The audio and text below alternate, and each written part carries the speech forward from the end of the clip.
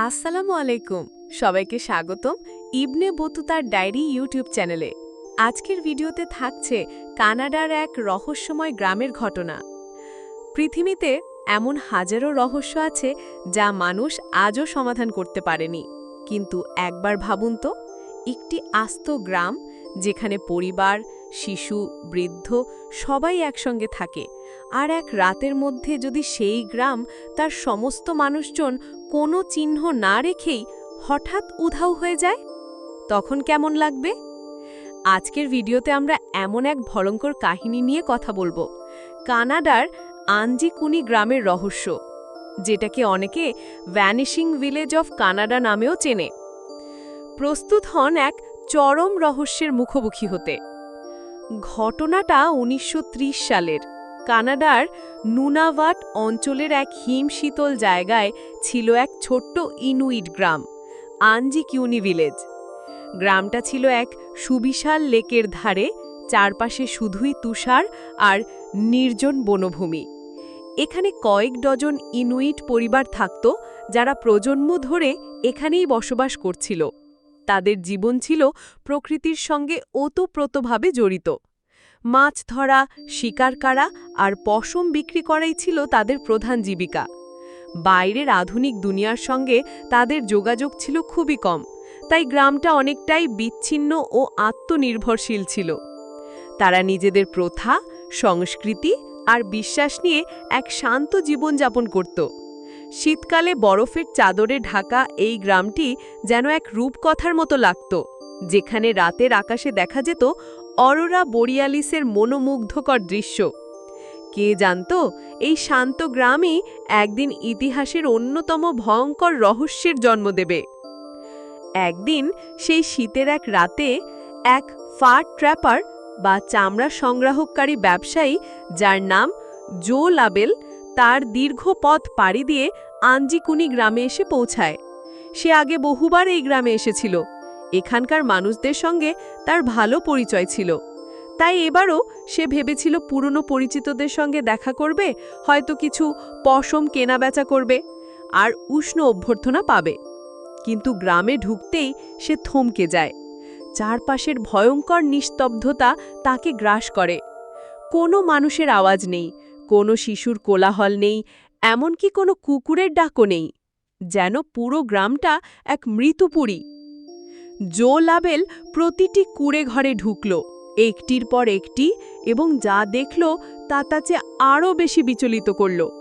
প্রতিটি ঘরে খাবার হাঁড়িতে রান্না করা অবস্থাতেই ছিল, যেন কেউ মাঝপথে রান্না ছেড়ে উঠে গেছে।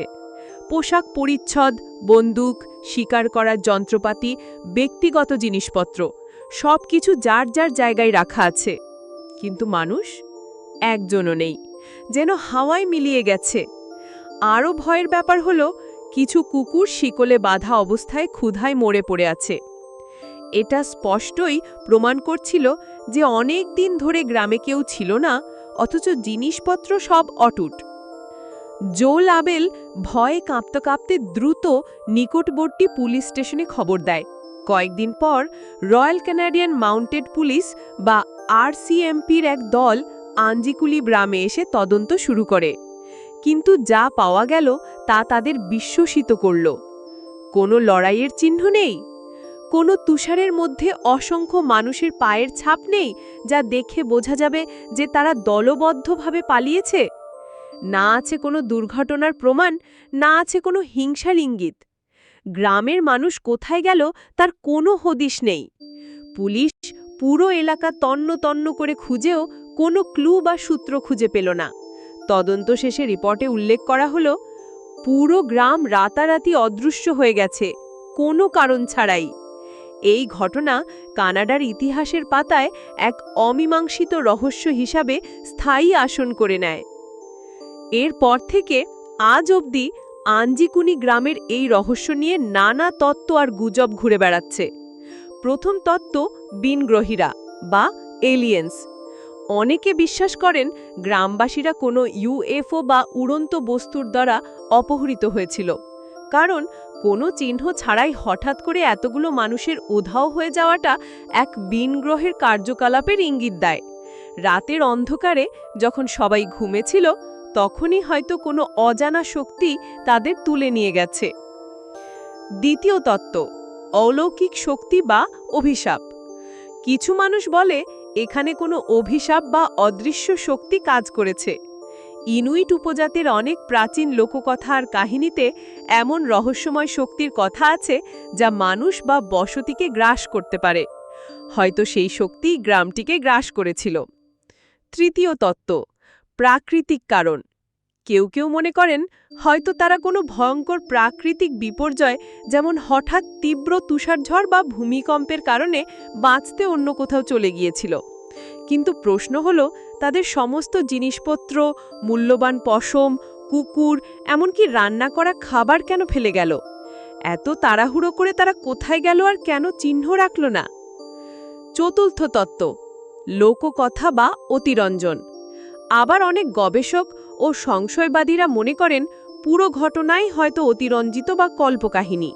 তাদের মতে 1930-এর দশকে যোগাযোগ ব্যবস্থা তত উন্নত ছিল না। হয়তো জো লাবেলের বর্ণনায় কিছু ভুল ছিল বা সাংবাদিকরা ঘটনাকে আরও নাটকীয়ভাবে উপস্থাপন করেছে। কারণ কানাডার সরকারি নথিতে এই ঘটনার বিস্তারিত বা অকাট্য প্রমাণ খুবই কমই পাওয়া যায়। কিন্তু যদি এটা শুধু কল্পকাহিনী হয়, তাহলে জো লাবেলের সেই বিভীষিকাময় রাত আর পুলিশের প্রতিবেদনগুলোকে কিভাবে ব্যাখ্যা করা যায়? সত্যি কথা হলো, এখনো পর্যন্ত কেউ জানে না আঞ্জিকুনি গ্রামের মানুষদের কি হয়েছিল। তারা কি সত্যি বিনগ্রহীদের হাতে অপহৃত হয়েছিল, নাকি হঠাৎ কোনো অজানা কারণে সব জায়গা ছেড়ে চিরতরে চলে গিয়েছিল, নাকি এটা কেবল এক অমীমাংসিত লোককথা যা যুগের পর যুগ ধরে মানুষকে শিহরিত করে আসছে? এই প্রশ্নগুলোর উত্তর আজও অজানা। আঞ্জিকুনি গ্রামের রহস্য কানাডার ইতিহাসকে এক রহস্যের আবরণে মুড়ে রেখেছে। ভ্যানিশিং ভিলেজ অফ কানাডা এই নাম আজও রহস্যপ্রেমীদের মনে এক শীতল ভয়ের সঞ্চার করে। হয়তো কোনোদিন এই রহস্যের পর্দা উন্মোচিত হবে, অথবা হয়তো চিরকালই এটি এক অমীমাংসিত প্রশ্ন হয়ে থাকবে। আপনার কি মনে হয়, এই গ্রামে কি ঘটেছিল? কমেন্ট করে জানান আপনার মতামত, এবং এমন আরও রহস্যময় কাহিনী জানতে আমাদের চ্যানেলে সাবস্ক্রাইব করুন। ধন্যবাদ।